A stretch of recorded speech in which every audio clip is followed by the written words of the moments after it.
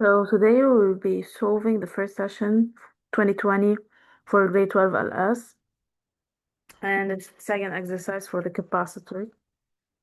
The aim of this exercise is to determine the capacitance C of a capacitor. For this aim, we set up the series circuit of document 3 that includes the EMF, the ideal voltage of the battery, a resistor of resistance R, a capacitor initially uncharged of capacitance C, and a switch. We close the switch K at instant t0 and the charging process starts. At an instant t, plate D of the capacitor carries charge Q and the circuit carries a current I. An oscilloscope conveniently connected allows to display the voltage UAM UR across the resistor. So, as we all know, the oscilloscope has two poles. One of them is called Y and it is represented like an arrow, and the second one is called the mass.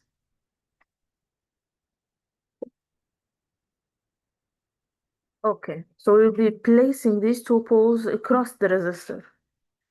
Now, the problem is that some people inverse them. You have to make sure that you're putting the Y on the positive side and the mass on the negative side. Now, question 1. Redraw the circuit of document 3 and show on it the connections of the oscilloscope. So obviously, we will reproduce the figure. Okay, and as the current flows through the capacitor, then the resistor, we obviously can see that A is the positive pole of the resistor. Okay, and the other side is the negative pole. So we place the mass M on M and we place the arrow Y on A. Okay, or you can just simply put it like this.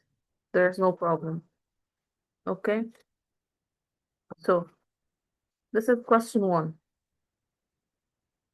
2. Establish the differential equation that governs the variation of the voltage you see.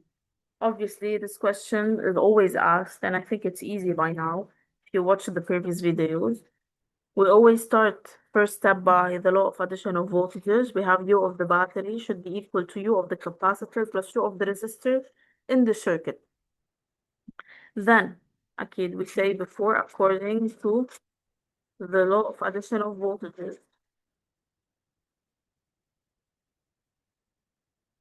Okay, then we replace each one of them by its formula, and we know that UB is equal to E. UC is simply UC because we want to keep it in the differential equation, and UR simply it's a resistor, and every resistor we use Ohm's law for it, so we can calculate its voltage. Now, as I mentioned before, we can only have UC or I or Q in our differential equation, so we have to replace I by C duc over dt, and plus cuc over dt because we're charging here the capacitor. As simple as that. So we can have E equals UC plus R, and I in this case will be replaced by its formula, which is C duc over dt. And this is the differential equation. Since they didn't ask for a specific type of differential equation, they didn't oblige you to write this form, you can divide the whole thing by RC, so you can keep duc over dt by itself. And this is the third step that sometimes they ask for or they don't.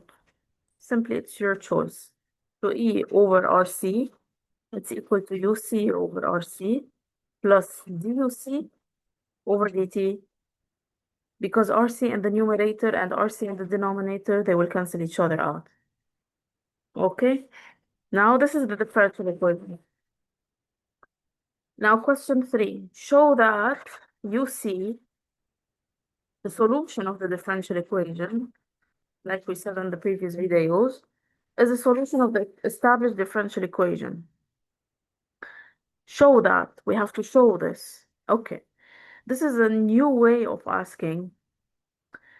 New way of asking you to replace the solution in the differential equation. Usually they ask you to find tau or simply the constant before the parentheses, which is obviously E. And we immediately go do these 5 steps that I told you about in the previous videos, and we simply replace UC in the differential equation so we can get them. This is the same type of question. They're asking it in a different way.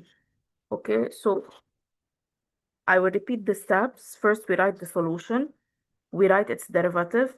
If the concept of the parentheses is hard for you, you can expand first. Okay, you can expand first. Then you can find the derivative. The derivative of e is simply 0 because e is a constant. And the derivative of the exponential that has the variable, which is the time, okay, we rewrite everything as it is, minus e minus t over rc, but we put on the line next to the exponential the constant next to the time, the constant that is next to the variable, which is the time. So we just put minus 1 over rc, and also it is discussed in the previous video more in details, which is plus e over rc, e minus t over rc. So we got the derivative and we have already the solution. Now we simply take them and we replace them in the differential equation that I just got, which is e over rc equals uc over rc plus duc over dt. And now we replace them. What do we replace? The solution and its derivative. So what do we get?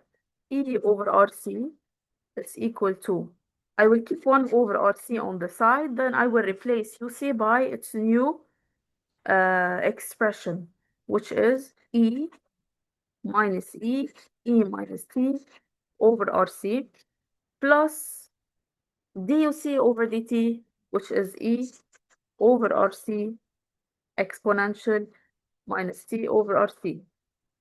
Okay, and as we always say, every time you try to find that something is a solution for an expression, you replace that in the equation, and if you get 0, then simply it is verified. Same thing here. I replace the solution and its derivative in hopes of getting 0 at the end. So what do we get here? We have e over rc equals to 1 over rc simply should be multiplied by what's inside the parentheses. You will get e over rc minus e over rc exponential of minus t over rc. And we can simply see that we have on both sides the same expression, so we can simply remove them. And here we have two opposite expressions, the same expression, only one of them is plus and the other is minus, so we can also remove them. Then we will get at the end 0 is equal to 0, and this is simply verified. To make these things simpler for you, if you have a quadratic equation like this, for example, okay, and I simply ask you, this is f of x, and I simply ask you, prove that x is equal to minus 2 is a solution. Okay, you replace x by minus 2, and you will get that 4 minus 8 plus 4 is equal to 0, verified. Same thing here, except the function that you usually call f of x in math, it's my differential equation here. Okay, and x equals 2, which is the solution, is simply the solution that I tell you about all the time, which is e minus t over rc. It's the same thing. So we have an equation and we have a solution, and we're replacing the solution and the equation. So we can get 0 at the end.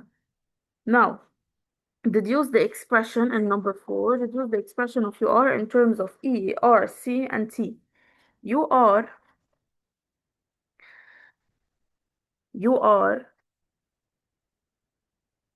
that's the voltage of the resistor, which is R times I. Okay? My problem here is not with R. R is a constant. My problem is with I. I is a variable, and I don't know anything about it. So I have to replace it with something that I know. And everything I know in this exercise, in question 1, 2, and 3, is UC. I have UC, and the differential equation of UC, and the solution UC. So simply I have to replace I by its formula that we already discussed, which is C duc over dt. Okay, so what do I get? UR equals R, and instead of I, we put C duc over dt. Okay, And I go back to my question.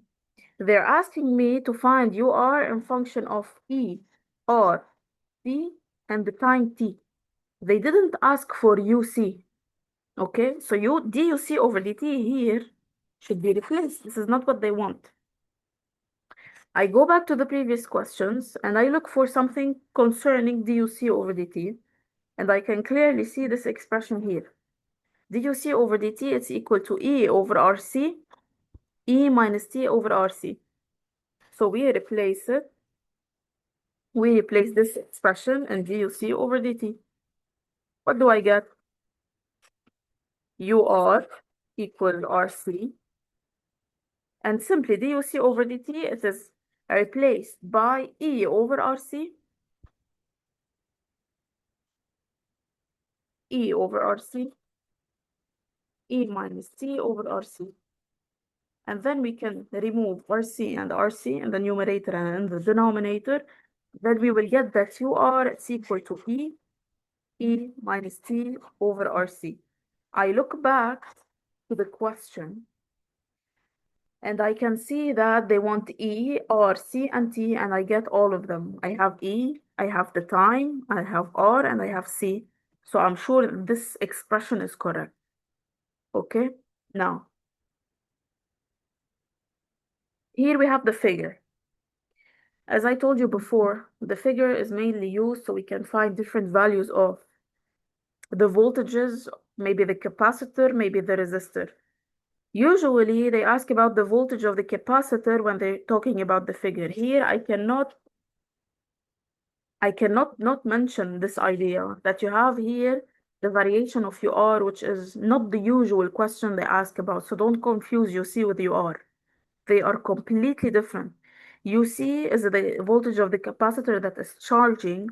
However, UR, it is the voltage of the resistor that is decreasing. Okay? Why is that? Because UR, it's equal to R times I. As we already discussed in the previous video, that the solution of I in the phase of charging or discharging, it's I E minus T over tau. And this expression here shows that I is always decreasing. Okay?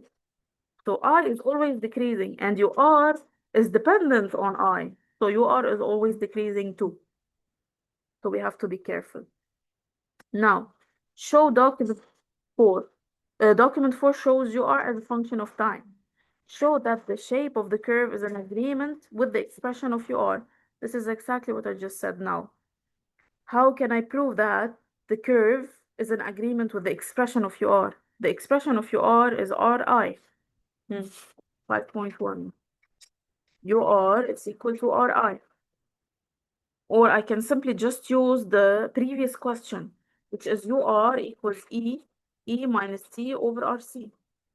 Exponential to something negative, okay? The time is always increasing, so the time at some point will reach infinity, or the time will be something more than 5 tau. And e to minus infinity, it approaches 0. Okay, so obviously exponential of something negative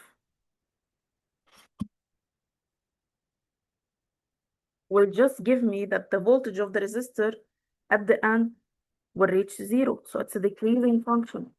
It's a decreasing expression.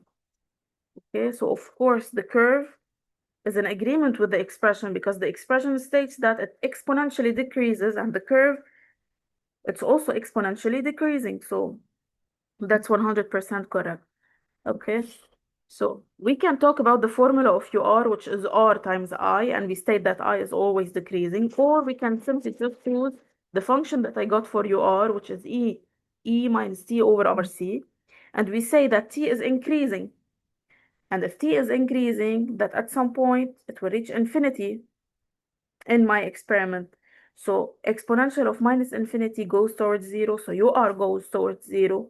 Okay, and since it's a function of the exponential, so it's exponentially decreasing, which is in agreement with the curve. Now, 5.2. Specify the value of E. We already said that UR is equal to E minus T over RC. When the time is 0, UR will be E exponential of minus 0. And the exponential of minus 0 or 0, it's simply 1. So UR at the beginning of the experiment, it's equal to E. Okay, it's not always the case. But here, the expression that I got, it proved to me that it's equal to E at the beginning of the experiment. So I go and check the curve. At the beginning of the experiment, the curve started from 0.8. So at the beginning of the experiment was 8, okay, which is the same as E using the graph. So I just got E.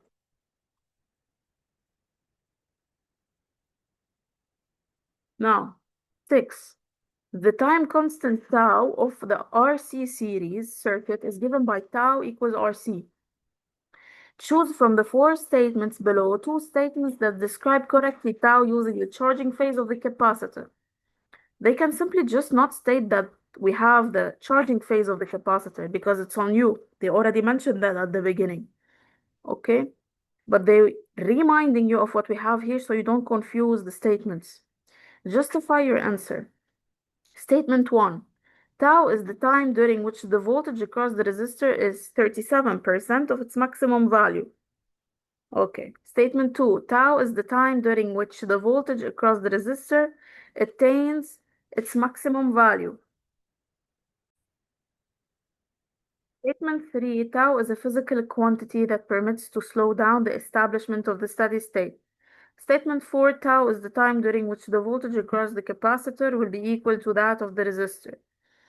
When I see the percentage, this is the statement that mainly has the advantage to be chosen, because we all know that 37% or 63%, these are the main definitions for the capacitor chapter. But what I want to mention here, if they told you tau is the time during which the voltage across the capacitor is 37%, to confuse you about the percentages so you can assume that it's right without thinking, this would be incorrect. If instead of the resistor you had a capacitor and they said 37% because they're technically tricking your brain to think about the curve, it's decreasing. This is incorrect. The statement 1 would be incorrect. Okay? So this could be a question, but they didn't ask it as simple as that. UR is decreasing, and they said that the voltage across the resistor is 37%. So the statement 1 is correct. There's nothing tricky about it. Okay. Now, to make sure that my answer is correct, I can simply calculate the resistor, the voltage of the resistor. UR is 37% of the maximum value, which is 8, okay, which is 0.37 times 8. Let me get that. 2.96. It's almost 3, which is here, which is 5 milliseconds. If I throw the tangent, I will also see that it coincides at t 5 milliseconds. So everything states that tau is 5 milliseconds, and it's correct. The statement is correct. Now, using document 4, determine the value of tau. As I just said, 7. Using document 4, determine the value of tau. Preferably do not draw the tangent by yourself, because sometimes you will mess it up. So in question 7, I will simply use the method that is familiar, which is use UR. It's equal to, we have the curve of UR, which is 0.37 times the maximum value, which is 2.96 volts. And I will go to the graph using the curve. When UR is 2.96 volts, which is approximately 3, tau is simply equals to 5 milliseconds, and it's fine if you write it in milliseconds, but when you use it in a formula, make sure you convert it to seconds. Now, question 8, deduce the value of C. They just told you that tau is equal to RC. So C is simply is tau over R. Okay. Tau over R, you just got tau, it's 5 times 10 power minus 3. You convert it to seconds, as I just said, over R, which is, at the beginning of the exercise, 1 kilo ohm. 1 kilo ohm, which is 1 times 10 to the power 3. So together they will be minus 6 capacitor in farad. So it's 5 microfarad. And as I told you before, the capacitance should be really small. And as you can see, let me check the answers so we can be clear that nothing is not mentioned. Okay, so question 6, at time tau, we found that the statement is correct. Okay, and we have statement 3 is also correct. Let me just check that. Tau is a physical quantity that permits to slow down the establishment of the steady state. Technically, tau doesn't slow down the establishment of the steady state. Tau is a physical quantity that is related to the resistance and the capacitance. If I increase one of these two quantities, then I will increase the time. So it will take me more time to reach the steady state. But it's not because of tau, it's because of R and C. If we change the resistance in the circuit or the capacitance, which is not the case here. Okay, but we have to make sure that everything is explained correctly. So the steady state is attained after a time t 5 tau. Therefore, if we increase tau, the duration 5 tau increases, which slows down the establishment of the steady state. Okay, so we forgot statement 3. Even though in the exercise we didn't change the resistance or the capacitance, we still have to mention everything, all of the cases that we might have. Okay. Now let me check the other two statements too to make sure that they are incorrect. Tau is the time during which the voltage across the resistor attains its maximum value. Obviously not. At tau where it reaches 37%. So this one obviously is incorrect. Statement 4, tau is the time during which the voltage across the capacitor will be equal to that across to the resistor. Obviously not, because the capacitor will reach 63% of the maximum value, which is 8. So 0.63 times 8. This is for the capacitor. However, the resistor, the voltage of it, it's decreasing, so it's 0.37 of the maximum value, and obviously these two answers are different. So statement 4 is incorrect. Okay, two statements, I should have noticed that. So two statements are correct, which is statement 1 and statement 3.